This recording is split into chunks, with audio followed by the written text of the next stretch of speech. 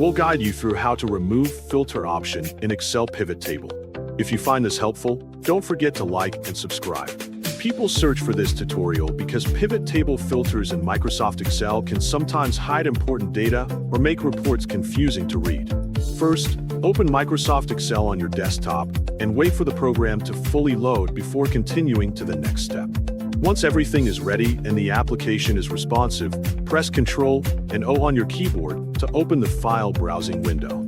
After the window appears, locate the file that contains the pivot table you want to edit. If searching manually through folders feels slow or difficult, you can simply move to the search bar located inside the file browser. Type the exact name of your file into the search bar and wait a moment for the results to appear on the screen. When you see the correct file listed in the results, drag your mouse pointer toward the Open button at the bottom of the window.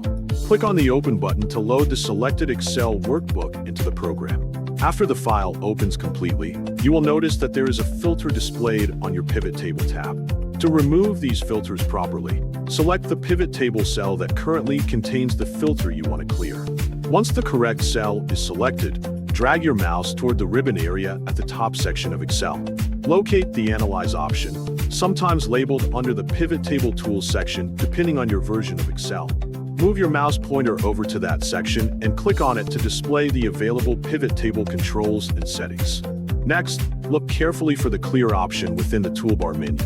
After selecting it, you will see two different choices appear, including Clear All and Clear Filter. Choose the Clear Filter option to remove only the filter settings while keeping the rest of the pivot table and its data unchanged. This method helps you clean up filter settings without deleting the pivot table itself or affecting the information stored inside the workbook.